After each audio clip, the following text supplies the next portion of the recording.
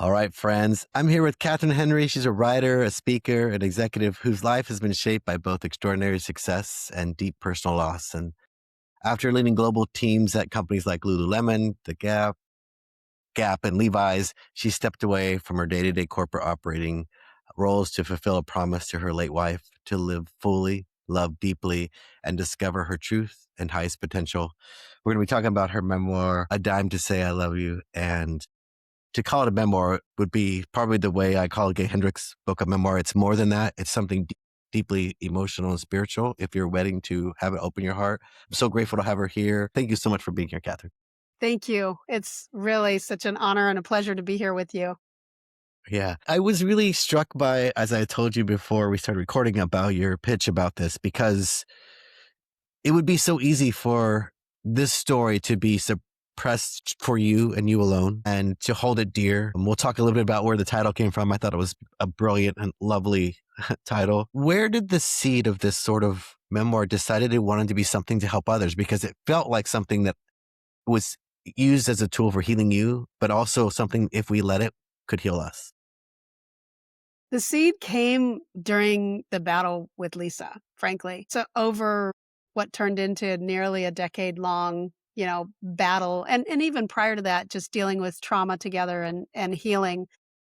We faced so many circumstances where we just had what I would call face plants, be it anger or be it frustration and then at the end things kind of worked out and we learned so many different things and we had conversations like if I could go back and have a chat with my younger self, what would I say?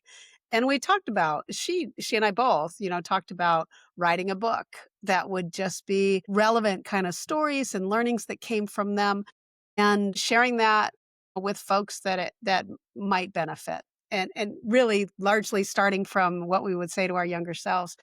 But as things progressed and as I went through the physical loss of her, that was such a profound experience and so much more deepened in just my interaction with the world, my interaction with life, how I look at death, that when I was approached to write a book, it just became really evident that this was something that wanted to come into existence and frankly felt like it was something more divinely inspired than my initiative to create this. It was more us coordinating and co-creating this from two planes of existence with a little bit of divine guidance. And it was just a beautiful experience of writing it. Yeah. Before we dive into the depth of the memoir or the piece, how long did the writing journey last you? When was the first word kind of put on the page, and when did you type the end, metaphorically? It was less than a year from when I started the writing process. So not doing the architecture, the book plan or the architecture. That started a little bit before, but from the time I engaged with the publisher, got an editing team and had a collaborative writer to work with, within a year it's published. It was on shelves in Amazon or bookstores everywhere. Yeah, Which was rather that's quick amazing. from what I've come to understand. Most authors, they're barely getting momentum, especially with something so personal, because they're working through the stuff that's on the page. I don't know how intentional this choice was, but I was really grateful that you let us in quickly to her passing so that we could be there for the moment, but then go back and experience it, because I think it would have been a lot harder as a reader to read through it and just waiting for that to happen. I felt a bit of calmness, acceptance as a reader. I could accept this. I know this is happening and I'm not being slowly dragged through it. It didn't mean that to sound negative, but that I Right. would be there with you as you're recounting that. Was that a choice, or did it just start like that? Goodness, was it a conscious choice? It was just really clear to me that that was where it needed to start. That the introduction, because that was such a profound experience. And one of the things a few things were really profound about it. One was just how purposeful her exit from this plane of existence seemed to be to me and was to me as it concluded. And finding the dime on her pillow the night she transitioned, it was just And everything about that last day was so just she made this happen. Like, she was the captain of this ship, and she planned this, was just really what it seemed. But also the thing that was so profound for me was that even though she'd been in hospice for 3 weeks, I knew this was coming, and we had been battling for nearly a decade and had very direct conversations about death and transition. But the moment it happened, I was just swept away. Like, I didn't see it coming, which was so weird. It was just like, how can that be? So Yeah. it really felt like that's where the book needed to start, because I don't think that's unusual for anybody. We don't shock doesn't necessarily only happen when we don't expect something. Shock can happen when something potentially expected hits us in a way that we might not expect. Yeah. There's so many beautiful teaching moments in this memoir. One of them was when you talk often about this, kind of flashing back to your young life and the challenges you had, but you talked about it in the present when you said we can't handle emotions when we don't know what to do with them, like finding a place to put them, to express them, to exercise them, to whatever the term might be. I think that's why I was felt so relieved that it seemed to resonate throughout the book, is that you were giving us a chance to experience the emotions and not hold on to them, even as a reader. I think that was the lesson I got. I was like, that's why I'm not holding back when I'm having tears as the podcast host. It was like, this is important. This is important to talk about death. I don't think people talk about death enough. Not in the West. No, no, not in the West at all. And I think the way you handled it was so beautiful. And the idea of non-attachment that existed here throughout the book were themes for me. Like, in memoirs, I'm not looking for themes. They just jump out and like jump on me. So this idea of non-attachment and these lessons that sort of kind of coexisted with you and Lisa, and also got passed on to us as a reader as she passed. What what were intentional lessons, and what were ones you're like, oh, I'm glad you got that, but it's just something that came out of your life? The intentional lessons, I suppose, really, when I think about writing the book and what I hoped for someone to take away, it's around getting providence over your life, and what are the things that can free us up to live fully. In my experience, and I think this is consistent for many people, we come into this world and we're immediately shaped. That clay is put on us. This is what you need to be. This is how you need to act. This is what you need to do to be successful. And there are things we need to do to survive in the world. We need to have a certain amount of money to have food and shelter and healthcare and water. And I think that's something every human on the planet should have access to, period. But beyond that, we're living in a world that's framed by everything outside of us, materiality, physical things, and we're taken away from the core of what we are in our existence, our spirit, our soul, that beautiful essence that makes us who we are, and unique and yet also connected to each other. So the book is about finding our way back to that and being able to live powerfully in that, and not trying to conform to everything the world wants us to be, but instead find the beauty of all that exists within us. And then that are expressly in each chapter, things like letting go of attachment, things like forgiveness, self-love, unconditional love. Those are the things that free us up to live more fully. And that's what I hope for individuals to find. Whatever wherever they are, meet you on your journey, wherever you're at. And I really do believe that anybody that picks up the book is going to get something that's going to be good for them. Whether they like it or not, maybe not, that's to be determined. But I think they will get something from it Yeah, that's for relevant sure. I, to them individually. I love the way you talk about life being an amazing teacher. And surely you went to one of the most amazing schools of life from your early childhood of having trauma that you talk about. We're going to talk a little bit about how do you write about those things, to challenges in your own family, to leaving school early, getting your GED, and then going to lead these amazing different roles in your life. And yet the thing that seemed to be the greatest gift that from as a reader you gave to us was that the true forgiveness is a choice, and it's a gift you give yourself. I thought that was such a beautiful lesson because I've sensed it. You weren't begrudging or hating any of the actors or the players in this story that you were living, that you had found peace with all of it because you've learned to forgive yourself and anyone else that was messed up in this sort of thing we call life.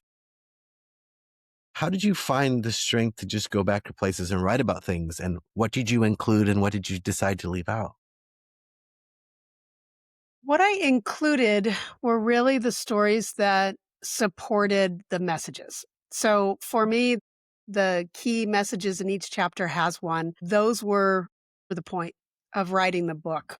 And in order to drive home those points, I wanted to have those accompanied by real stories that someone could maybe they don't find themselves in the exact story or situation, but they certainly could find themselves in the emotion that was accompanied those situations. So that's really what drove the stories. And they were big experiences that happened to me that I think have parallels to many people. Abuse, addiction, self-destruction or self-destructive behavior, dealing with illness, of a parent, illness of a spouse, death, those are pretty much things that everybody's going to experience at some point in time. And what did I leave out?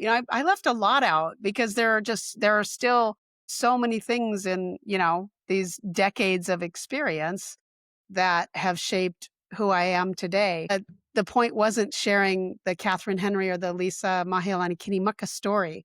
The point was sharing the lessons and the learnings and bringing humanity into those lessons and learnings through the stories with the full intent of hoping to open up someone's heart. And then the introspection sections are specifically intended to try to bring someone into a place of their own reflection and introspection.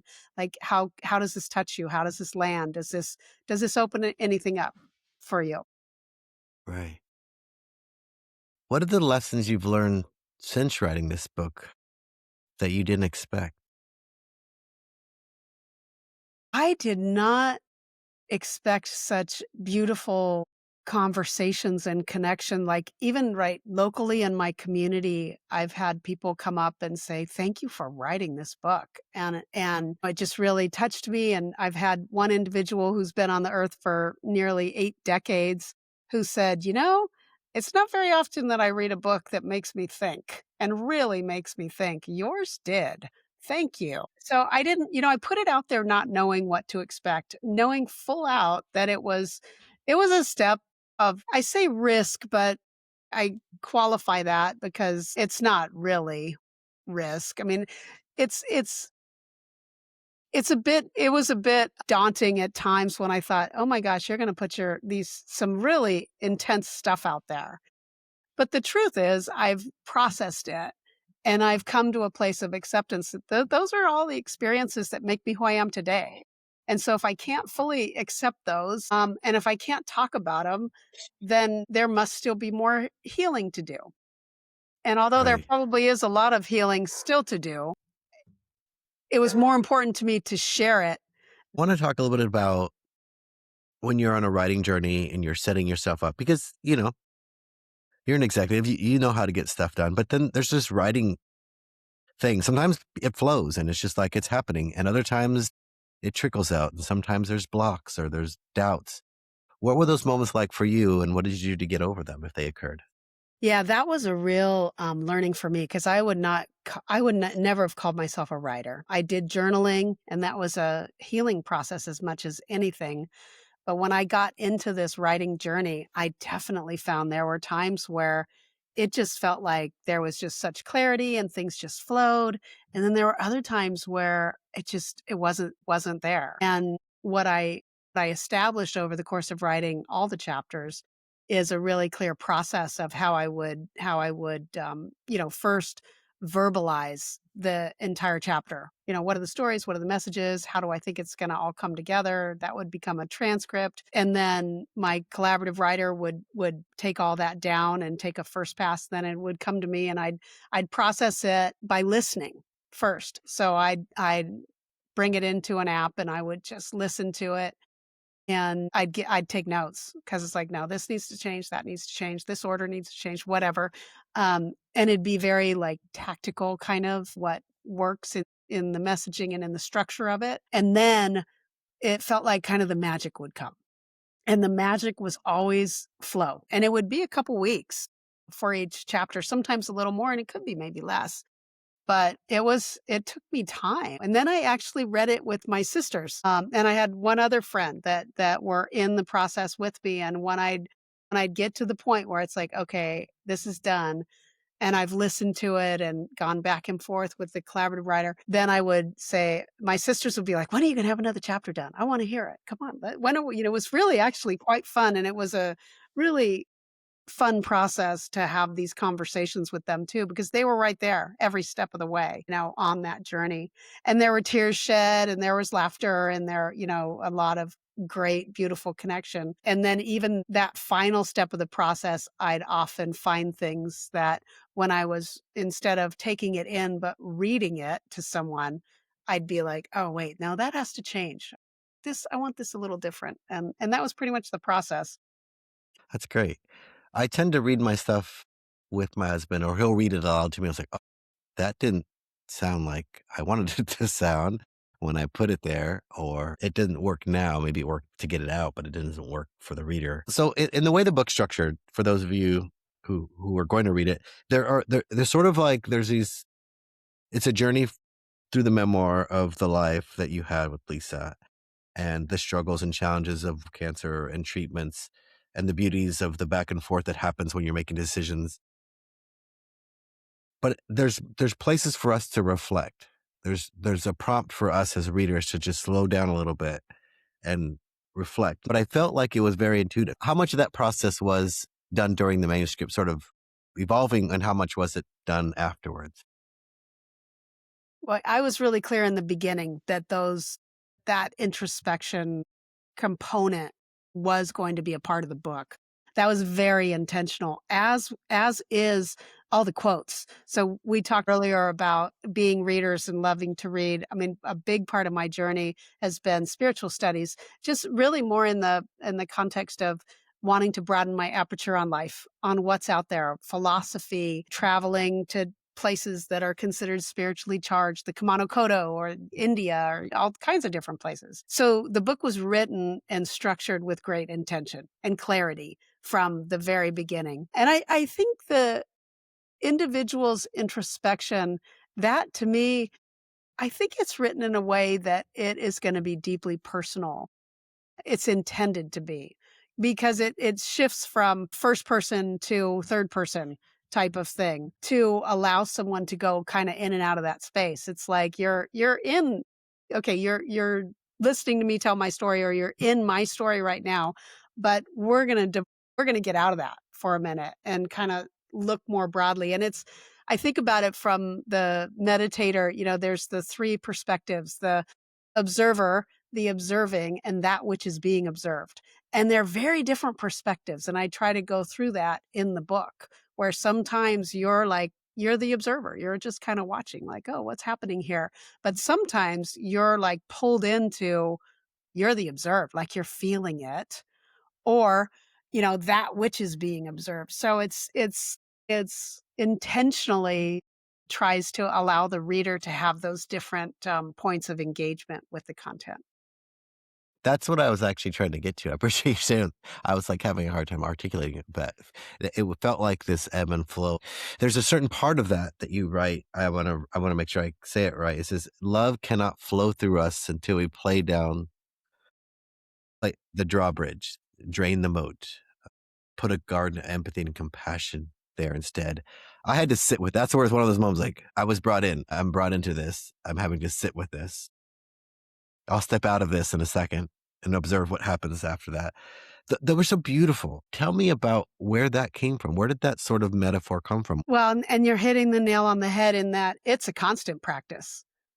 So the draining the moat, letting go of those emotions, we hold them in our body and their energy, and they can create blockages. And when we're not able to process, our mind, that monkey mind goes crazy, and we're not able to be fully present because there are so many other things pulling us from one direction to another. And how we get present, with Lisa, she got present running.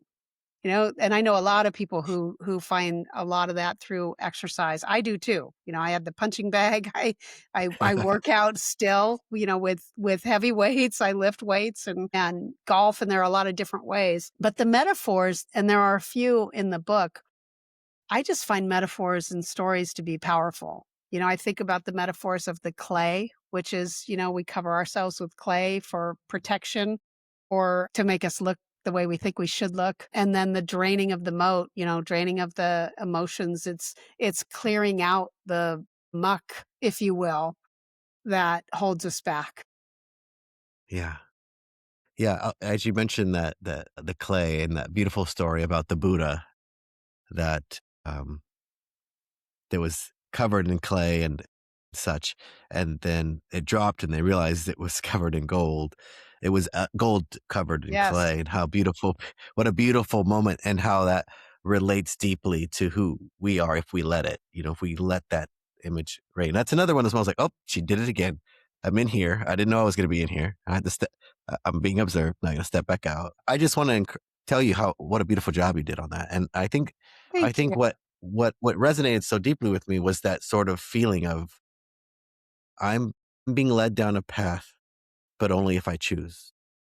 I have to choose to follow you. Otherwise, they're just stories and words on a page. But when you let yourself go into the story and into the words, the truth, to me, it felt like the truth, whatever that means to people, that when those words resonate, life does become an amazing teacher. Even someone else's life could become an amazing teacher if you can't see it in yourself yet. What was the hardest moment?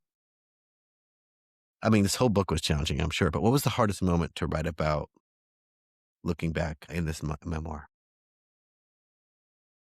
I think the most difficult was making sure I was honoring.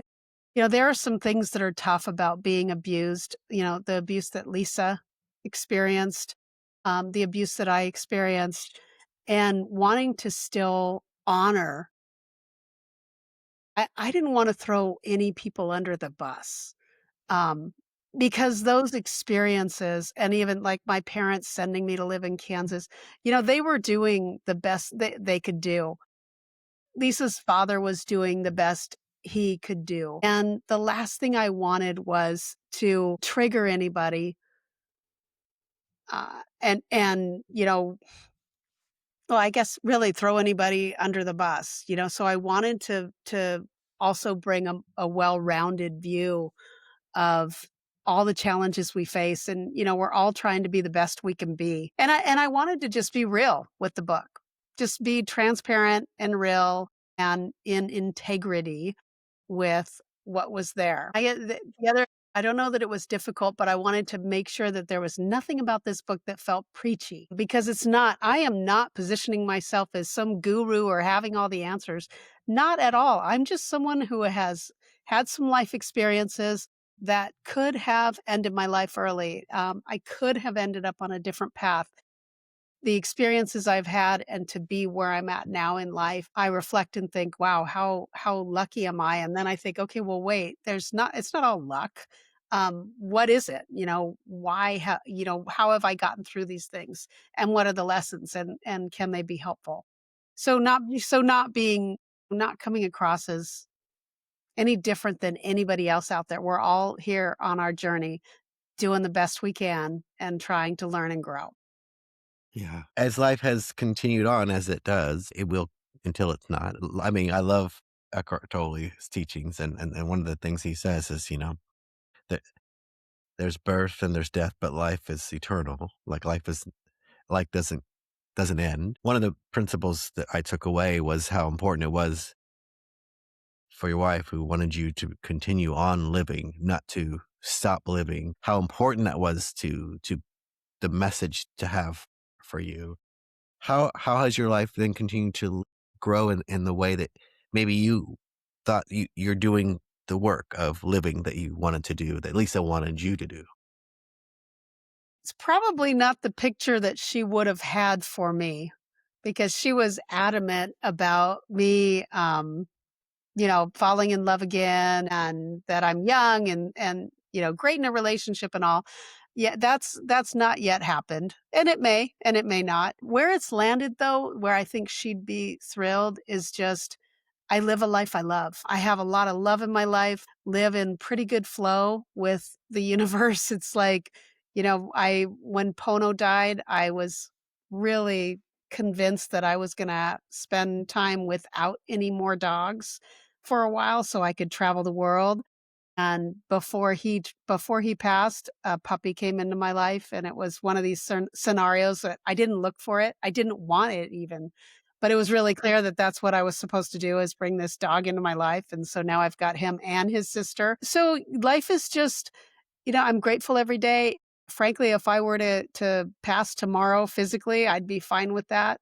But I have a very rich, wonderful life, close with family, close with friends, live in a beautiful place in the world. And, right now it's just my life is really about listening to whatever I'm called to do. Writing the book I was called to do, for sure. I spent a lot of money to do it and not I was blessed to be able to. And I figured that was a gift for the blessings I've been given, what better to do than to share it with the world, and if it helps one person, great. If it helps more than that, then that's even better. And where that might lead me, we'll see. I do work in the world I love with some startups and I'm on the board of Lululemon, which I love that. And I just kind of live in flow. Live in flow with the world, and I think she'd be thrilled about that. Yeah. I want you to share just because it's the namesake of the book, and I don't think this gives anything away unless you think so. A dime to say I love you. Tell us that story because I think if you don't have something like this in your life, I would encourage you to just to reflect on this because I reflected on it. I always say to my husband because I want to practice death. I know it seems strange, and I don't want to wish death on me or anyone, but I want to be ready in the now. And one of the things I say is I tell him, I was like, don't worry. Whenever that time comes, I will always meet you in the now. Hmm, And beautiful. that reminded me of your saying the message of your book and the title of A Dime to Say I Love You. Can you tell us that story Yeah. of how it came? Well, when Lisa and I were together, there's that song, "A penny for your thoughts," "Nickel for a kiss, a dime if you tell me you love me." And, so that was a thing for us, and we would just leave dimes.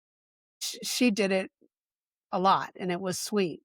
And just find one in a very strange or odd place. It would just be one of these things that would just you could be having a bad day and then it's like, "Oh," and it would just totally change, like bring you back to present, bring you back to a place of connection, a place of love. And when she transitioned that day, which was just, yeah, it's in the book and it was a profound day.